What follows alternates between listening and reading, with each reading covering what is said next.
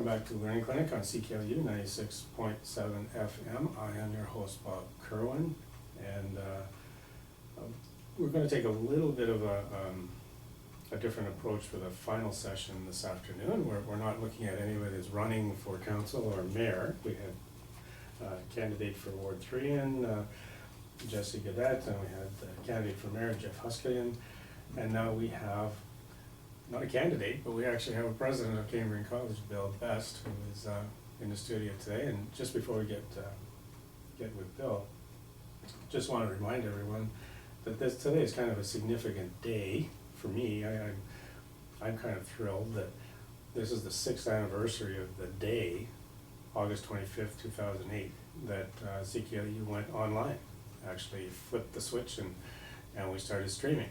And the switch was actually flipped on the Learning Clinic on that day, August 25th. So I've got the picture and the historical record that when we started sending CKLU across the world, it was during the Learning Clinic. And ironically enough, I was actually doing a phone interview with somebody who was down in the Toronto area doing a cross-country bike tour to raise money for cancer. So that's significant, little tidbit. But this afternoon, what we want to find out is, a bit about Bill Best, who is the new president of Cambrian College, and find out a little bit more about Cambrian College and some of the direction and some of the goals and vision that we have for Cambrian as a community college and as one of the leading education institutions in, I wouldn't say Sudbury for sure, but Cambrian's got a pretty broad reputation around Northern Ontario and around the province. So, Bill, welcome.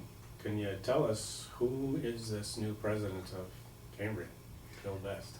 Well, first of all, thanks for having me on the show, and I wasn't aware of the anniversary, but it's always great to celebrate milestones, so congratulations on that. 6 years on the web is what I'm hearing. Yeah, started streaming on August 25th, 2008. Yeah. Much bigger audience in terms of who and accessibility, so I think that's great. Yeah. So a little bit about me. So I'm a Maritimer. I hail from Nova Scotia originally.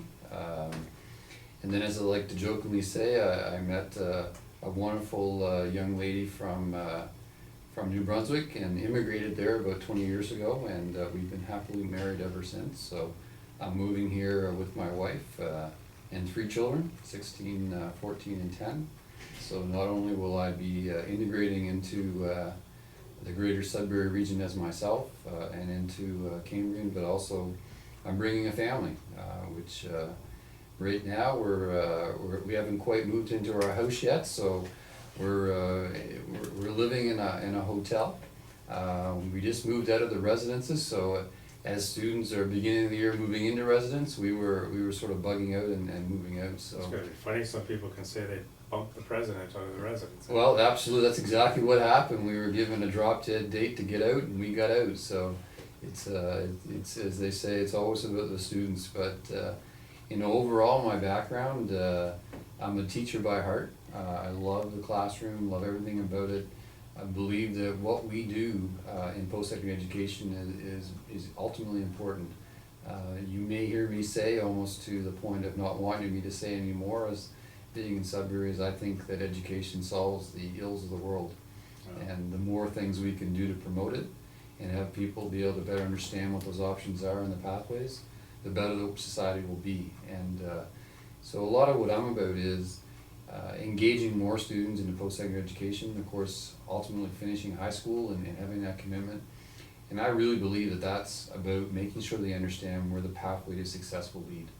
And a lot less about competition amongst post-secondary institutions, but rather in a perfect world, my perfect world would be is that there'd be collaboration amongst institutions locally, regionally, provincially, nationally, with a commitment to making sure that individuals understand what the different pathways are, what the right choice is to make that direction in their future, and then we actively make sure that they're able to pursue that, both economically, both socially, and from the educational pursuits. And if I just, idealistic perspective maybe, but I think if we can pull that off, then I think the world's a better place.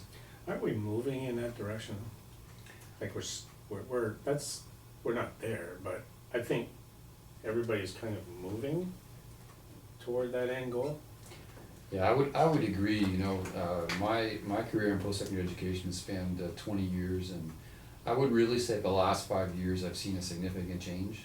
I think that all the players in the equation have begun to realize how significant of an impact focusing on having a well-educated population. And what I like to refer to is making sure the education that somebody takes is not terminal. So if you go into one path, if all possible, it should be able to allow you to pursue other things without starting again. And I think that whether it be universities, businesses, colleges, what have you, I think everybody's seen the value of that. And that collaborative nature is not only being spoken, you know, in the private meetings, but also in the public meetings. And I also believe our public representatives as well are starting to speak that language and understanding how we'll make things better. We're really seeing a trend toward customized education, and interestingly enough, the young person running for council in Ward 3, Jesse Adet, is just completing his double major in political science and history. And what he's doing is he took 2 years of Laurentian, and he completed the final 2 years of his course by taking courses from Athabasca University online, which he was able to accelerate through by taking the courses, you know, online, distance education. And I see so much of even things like people taking 1 or 2 years of their university degree and then opting to the Cambrian College to get a diploma so they can get into their field and then complete their, you know, it's like people are kind of planning their education now strategically to take advantage of certain things that are happening. And I've been watching Cambrian College quite a bit. I got a master's degree, you know, 3 of my kids came to Laurentian, but I was involved with, it's Everest College now, it was called CDI when I was with it. And the interesting thing about the career colleges was that they were created basically to help people who are changing jobs later on in life. Career transition. Yeah.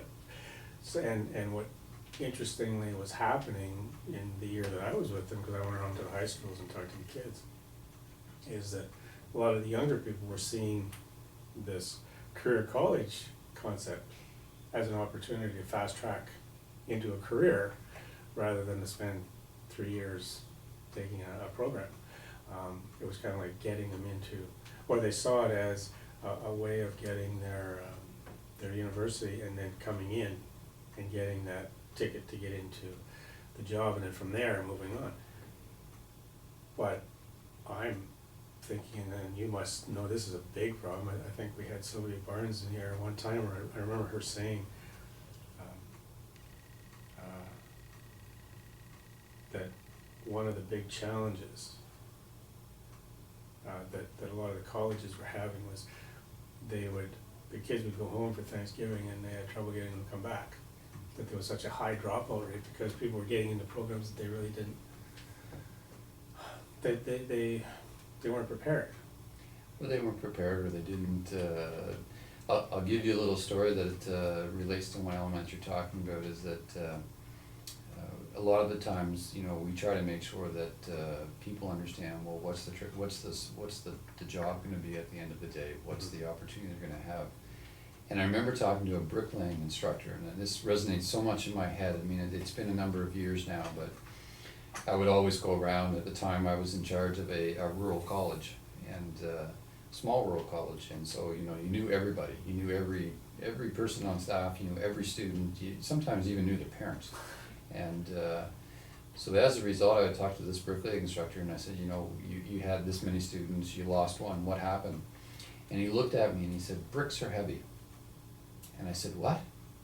He said, "Yeah, that student did the practical for the first time, and they said, bricks are heavy, I don't want to do this." And so what it really equates is how important it is for individuals to know up front. You know, we spend a lot of time about talking about student preparedness and all that sort of thing coming out of high school, but I think it's the awareness of what it is that they would take.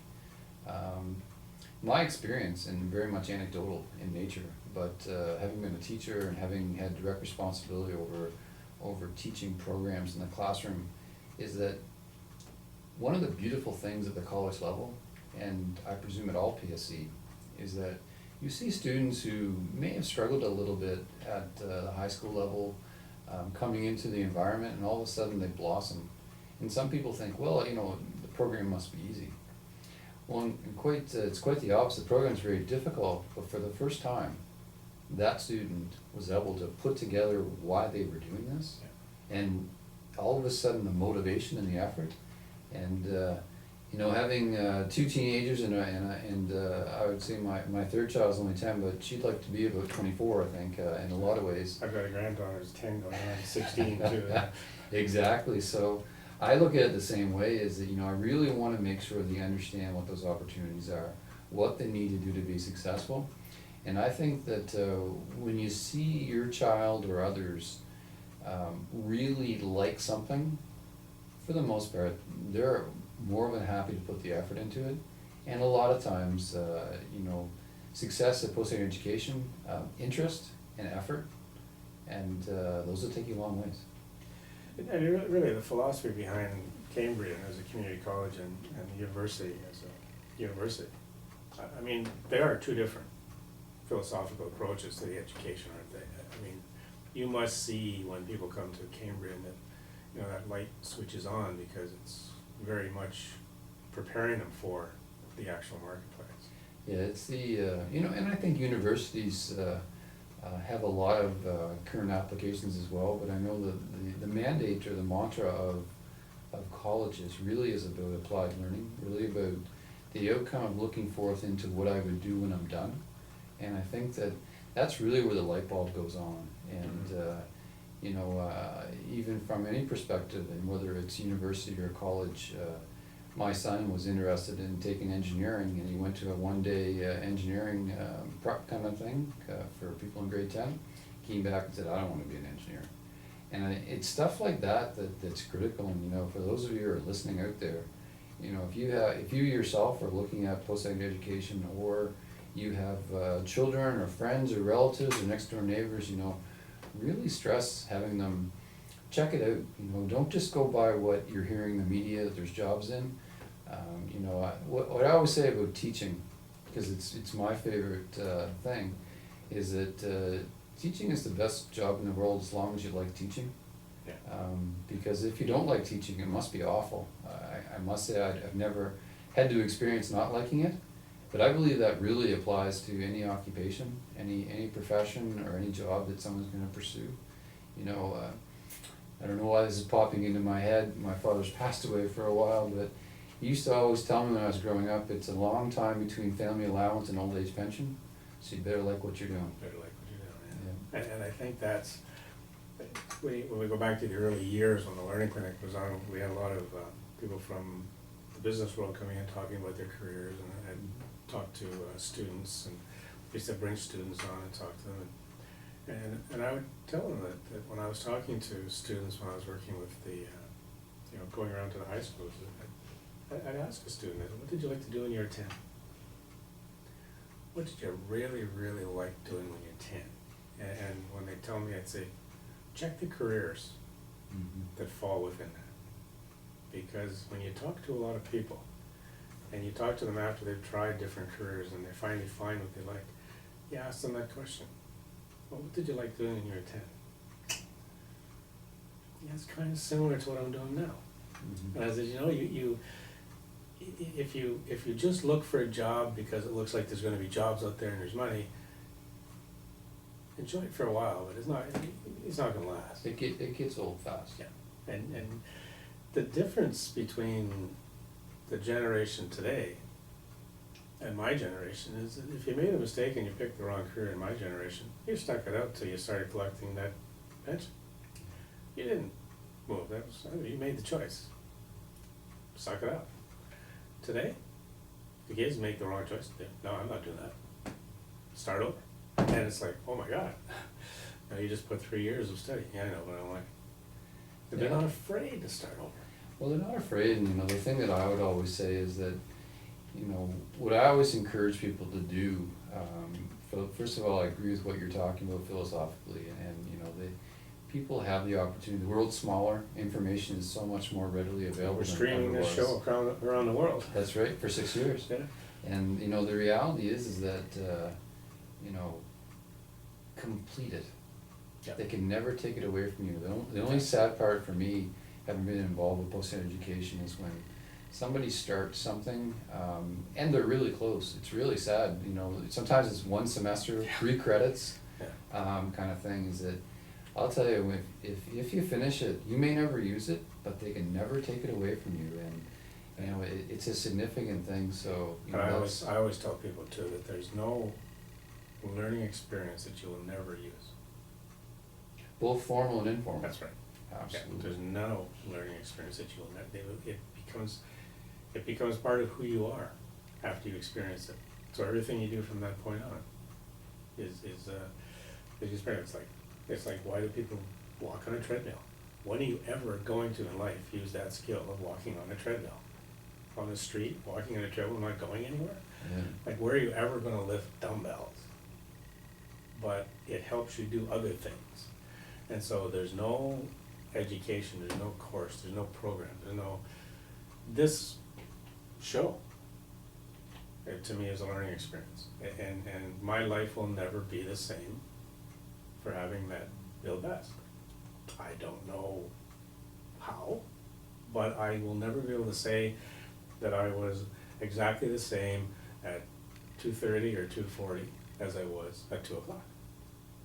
Now, that's a deep philosophical belief, but I think it's true. I think I'm about to put my feet up on the table and Yeah. really reflect. Yeah, well, it's, and I really do think that when you get into education, you really love what you're doing in terms of teaching, but there comes a time when you realize you've never taught anybody anything. You've created a bunch of learning experiences and they have learned. Well, and I think, that's so significant about teaching, and, once again, I'm only sharing my own personal perspective and philosophy on it, but, I've always obtained great joy in seeing the students that I taught become more knowledgeable and hopefully become more successful in what I was doing, and even in the classroom, if you could create a problem that would even perplex you, and you could turn to the group and say, what do you think? And to have that confidence to not worry, well, I guess he doesn't know anything. It's quite different. I've learned over the years the ability to say, what do you think? And maybe I don't have the answer solved up. Yeah. The way I would describe what I think you were inferring there is that every single person that I've met have influenced what I've thought. Yeah. And as a result, I enjoy so much, and partly why I enjoy having new experiences is just that, is that, I've had the opportunity to move to a new community, move to a new college, where I really don't know anybody, and I have all kinds of questions, and I've got a whole group of new people that have all kinds of possible answers. Yeah. And to sift through those and then have an enjoyable experience, and, that's really, it's really an exhilarating experience for me. You want to be having so much fun, you feel guilty that you're working. Yeah, no, absolutely. It's, no, and when you think about it, if you had a neuroscientist come in and explain, they would explain scientifically that yes, every single piece of information that your brain takes in has changed the structure of your brain. The neurons, the connections they are scientifically changed. Well, and I think, the longer you live, the more you hopefully start to understand yourself, and I've been very fortunate that I've had lots of people surround me, both in my personal life and my professional life, that have had no problem telling me what they thought. Yeah. So as a result, it's kind of like the interesting part of it is that, I'm always up for a good philosophical debate. I'm always up for some good thought process around stuff and some banter. I enjoy that. That's probably how my classroom was like as well. However, I think the thing that I always say to people is that you might really not think I'm listening, but I'm actually processing what you're saying, and it's influencing me. And more than likely, I'm going to be walking somewhere 2 or 3 days from now. I'm like going, okay, that's where that fits into the puzzle. And you know, I was thinking, what was I doing when I was 10 that was making me? So I was thinking about that in the back of my head as we've been talking about this, and I tried to really think, okay, what did make me happy? You know, you think of all the different things about, you know, dirt bikes and beaches and all that kind of stuff that I was fortunate to be able to be involved with. But I really think the thing that pops into my mind the most is team sports. And it's kind of one of those things that I find that really formed me, is that I actually didn't play any individual sports in my whole time. It was all team sports, and you know, I think it's led to my desire to hear what other people think, and work with other people as opposed to by myself. And that's your coaching skill, your coaching, getting a team working together. And that's exactly what you're doing right now. Exactly what I'm doing, and you know, it's something I've enjoyed kind of on a personal side. I've had the pleasure of coaching minor basketball for the last 10 years, and taking teams in provincial championships and going down to Boston and play and all that kind of stuff. And I joked with some of the faculty at Cambrian. I said, you know, when you get to coach and you coach competitive teams, you get to select the students that or the players that you want, and so you kind of have that dream class kind of going on, and it's a great experience. But I kind of used it in my comments to the staff. I said, in the faculty, I said, well, and I got to cut the players that I didn't want. I said, well, that doesn't mean we can't cut the students we don't want, but you know, it's a much different perspective. Yeah. And from my union background, I'd say, oh no, you can't. Yeah. But no, I exactly, I hear what you're saying, and the interesting thing is when you come in and you've got a team that's already put in place that you have to now coach. I used to always tell people when I was coaching hockey, because my kids were always in hockey, I said, you know, that you want to find a true coach, put them on a house league team, where you got to take everybody that's there. Some kids don't want to be there, some kids want to be there. Anybody can coach a AAA team, anybody can coach an elite team, because if they don't want to be there, there's 5 other people that will take their spot.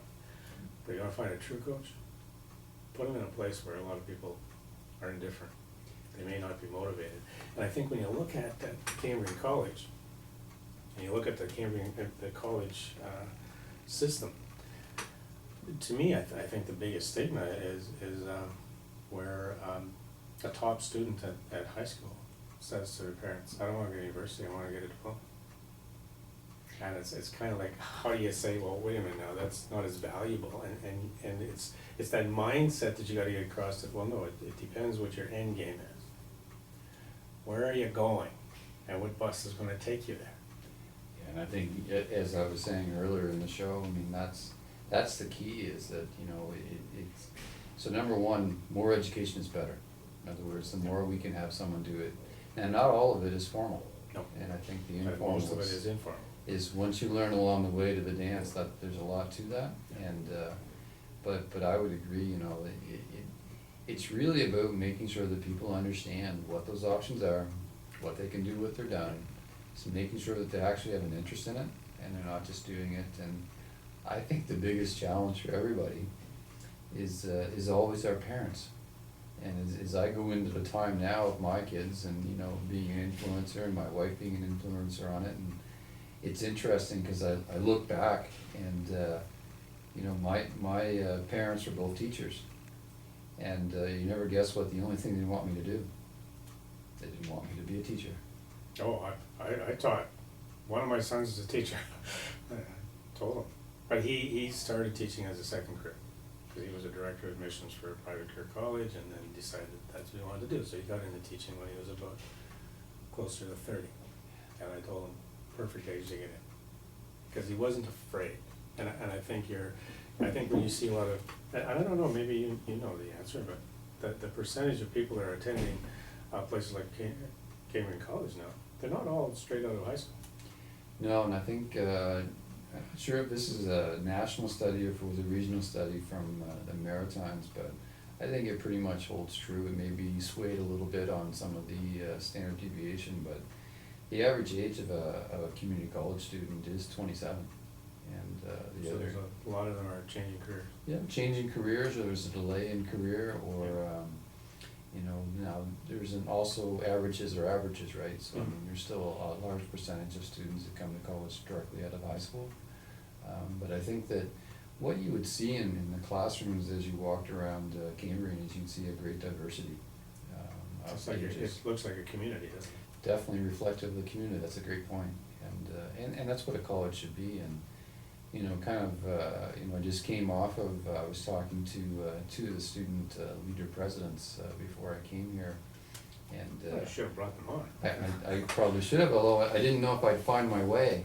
So it's interesting, I'm still going through them. I wonder how long this will take. And I ran into a glitch on the Kingsway, I think, yeah, the Kingsway.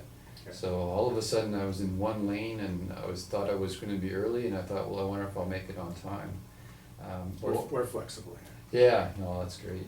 And so, you know, the reality is that when we're looking at the future of post-secondary education, we have to take all these realities into play. I mean, we need to be respectful of the past, we need to make sure we learn from the past, but we need to make, you're talking about the changing of careers of somebody that's changed so dramatically. Someone's more than likely gonna have upwards of 10 potential careers by the time we're done with this generation coming out. And you know, we need to make sure that we're providing them with a background and a comfort that they're okay with change. And you know, in many of these cases, and I'm sure that you know that, well, you know this when I talk about, they haven't been a student for a while. So it's not just that they're starting a program, they have to relearn all over again how to be a student with the technology that they didn't have the last time they were in class. Well, and in some cases, it's with much different responsibilities than the last time they were in class. Oh, absolutely. Can you And, imagine? you know, life changes.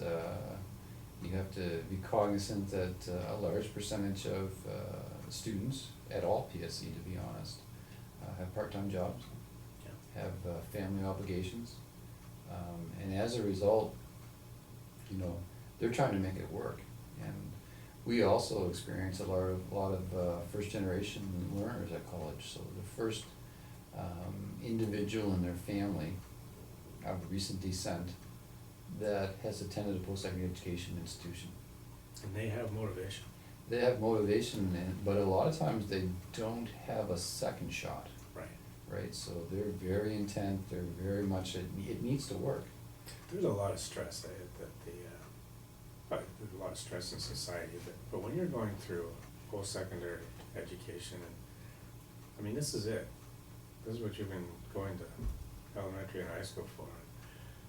And when you think of all of the people you know that have made the wrong decisions or have not gotten what they wanted out of their education, the stress level has to be huge. Is there much being done at the post-secondary level to deal with or help people through? Well, I think it's a lot different than when I went through post-secondary education. I think there's a much more awareness of the challenges that people are going through. I think there are a lot more services than there were, and I think that, you know, one of the things is a lot of the stigma has come off of it being okay to reach out for help. Yeah. And I think that that's really been important. I think, interestingly enough, I think you know, different people have different opinions around the power of the internet, but I think that it definitely has provided with more education, more realization, and you know, when you start to see the effects of it happening on a global scale, then it causes lots of people to be able to pause and think, okay, well, how can we do things better? So I don't know if the stress and the has increased, or if the awareness or the ability for people to able to say, you know, I need some help. I think that's become more of a comfort zone, which is good. So this generation is more willing to reach out. Well, and I think, you know, this generation is responding really as well to I would say even our generation's learnings, and saying that, okay, you know, how can we do better? Yeah.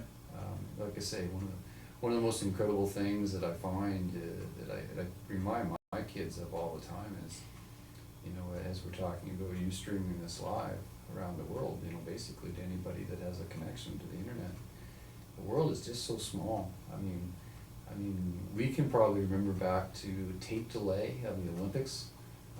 It was over on another continent.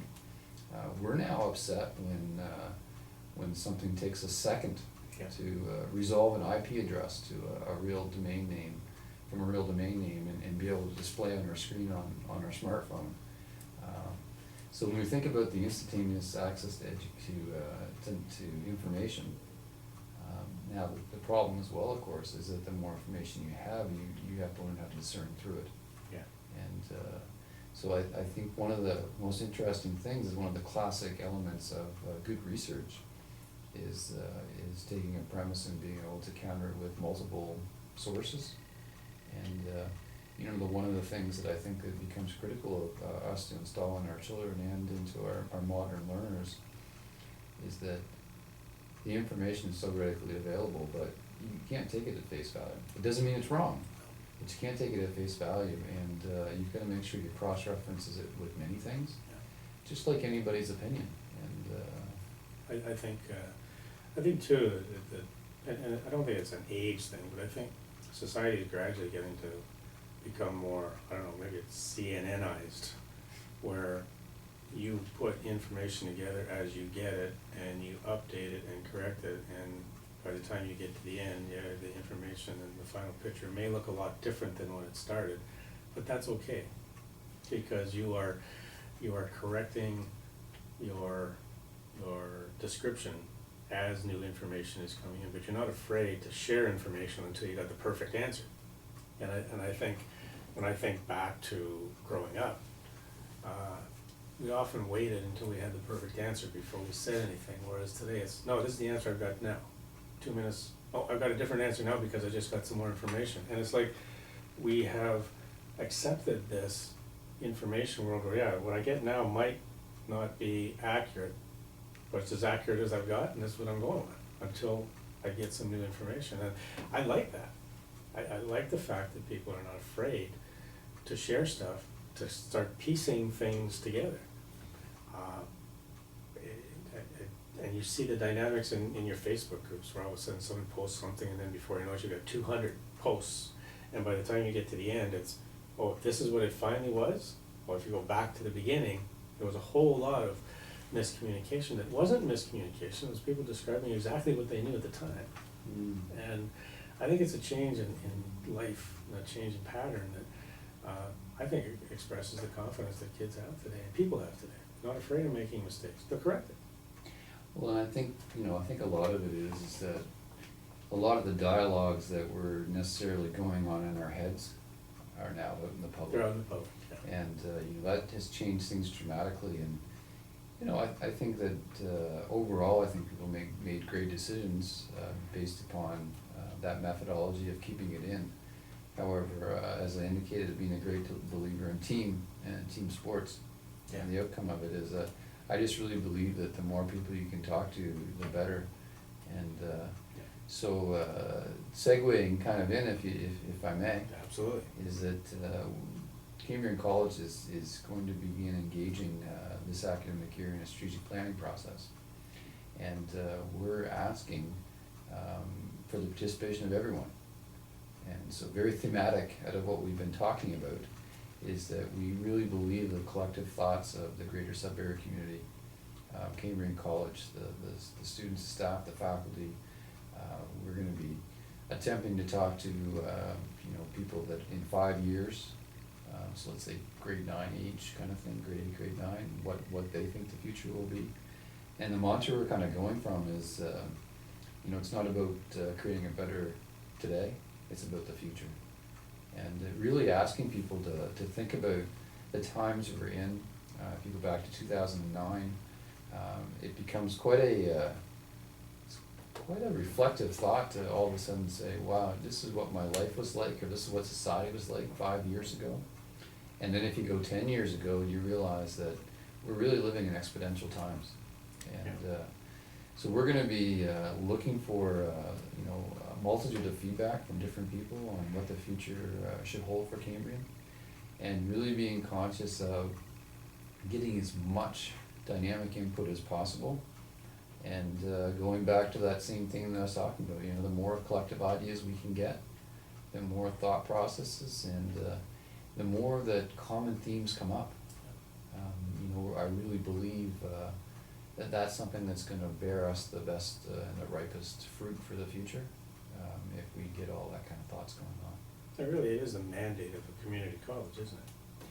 Well, we're here to serve the needs of the greater Sudbury area. And specifically the needs of the greater Sudbury area. Yeah, and I look at it in a multitude of ways, back to the theme of the world being smaller, is that, the local region, the local greater Sudbury area, the region as a whole, the province, but also nationally and internationally, we have to look at, what's our focus. I mean, Cambrian has some great examples of individual students going to foreign countries for applied work placements to get great experiences, and what will that mean in the future? We have international students joining us from other countries as well. I met 4 students today, totally serendipitously, as I don't know if you've walked the halls of Cambrian, but there are a few halls that are dead ends. And so I experienced one of those today, and had to be helped to find my way again, and I happened upon in the international area, and there were 4 students from India who had just arrived 3 days ago, and had a good quick chat, and to realize that boy, that's a lot of change for them. And so what do we need to do? So I'll give you 3 words just to sort of shout out there that we want people to think about. And it's not all planned yet. I mean, we're still trying to. This is beginning of week 4 for me. So a lot of conversations are happening, trying to bounce ideas, getting feedback, and I always tell people that if you don't think it's a good idea, tell me. Because then we're going to talk about it, work through it, and if it's really not a good idea, then maybe we shouldn't be doing it. But tell me. And so there's 3 words that we're really trying to work through that we're hoping will thematically help us. And so one is differentiation. So how do we differentiate the Cambrian College experience and what we do? Because the world is getting smaller. The options are much more abound for people for post-secondary education. So why Cambrian? Why come to us? And not just from a local region, but also from away. So I call it the difference between our access agenda. So we want to be accessible for publicly funded post-secondary education in the greater Sudbury region, but also destination one. So how can we motivate people, if I say competitively, that are right beside another college, but come to us instead. And that's where the city can help. Absolutely, and that becomes the recipe. Right. How do we collectively doing that? Very quickly, the other 2, collaboration. Who we need to partner with. How do we make sure that we're leveraging, whether it be collaborating with other PSEs, businesses, the city, everybody in general. What's that look like, and what's our strategy around it? And then lastly, sustainability. We're stewards of post-secondary education, and we have to be conscious of what we're doing to make sure it's not just in the near future, but it's going to be accessible and sustainable into the future. Because if I go back to what I said in the beginning of the show, I really do believe that education does lead to the solving of the world's ills. And so therefore, I take it very serious what we're doing, and I know my colleagues at other post-secondary education institutions do as well, that what we do will either help or hinder, and I prefer help. Yeah, well, it sounds like you're really going to be integrated into the community before too long with if not with your work, definitely with your family, because with 3 kids, you're gonna get involved. Absolutely. With the community. Yeah, I think the future does look good for Sudbury, and I think everything you're talking about, the collaboration and sustainability, I mean, that's where the city has to work with the school and to differentiate the city of Sudbury and the post-secondary institutions. I think that there is a lot that we can do together to benefit both parties, and then we have to make sure we have places for the kids to live when they come here. You know, the housing. Well, absolutely, and I think a lot of it is, you know, what I've always seen most, to make sure people understand where everybody's coming from, and it's sort of a coordinated approach towards things, and you're right, I mean, if we're attracting oodles and oodles of people from away, but there's a shortage of housing, that's not gonna work. No.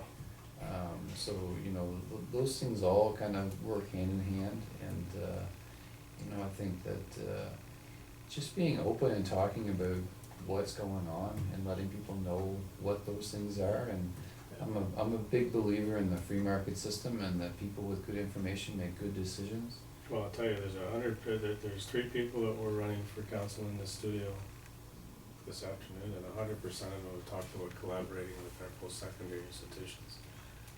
So I have a feeling you're gonna find very open arms when you wanna meet with the new city council and say, here, we've got 3 words, how do we work together? Because those 3 words apply to the city of Greater Sudbury.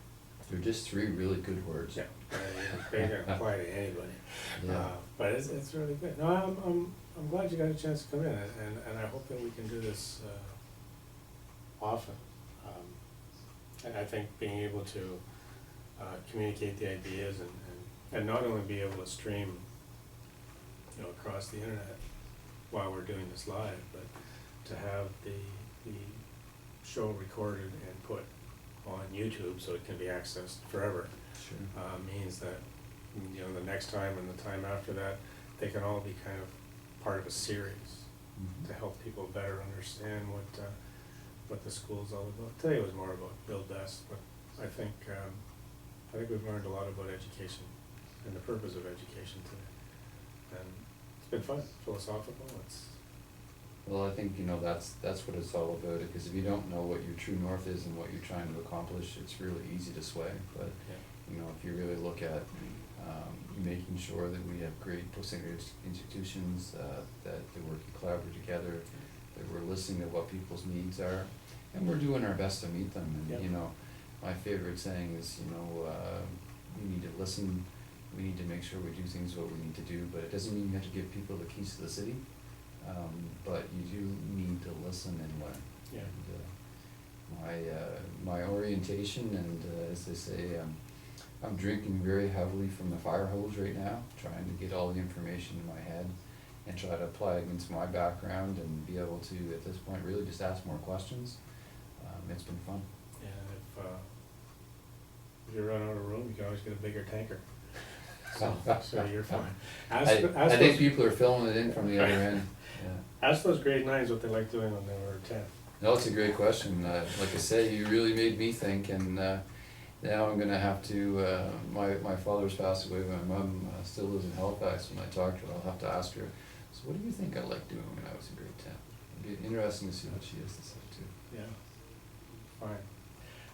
Bill Best, President of Cambrian College, thank you for spending some time today, and this is not the last time we will see you, I'm sure. So Thanks for being on the Learning Clinic. Not a problem. Thank you for listening to the Learning Clinic on CKLU 96.7 FM. This is Bob Kirwan saying we'll see you next week.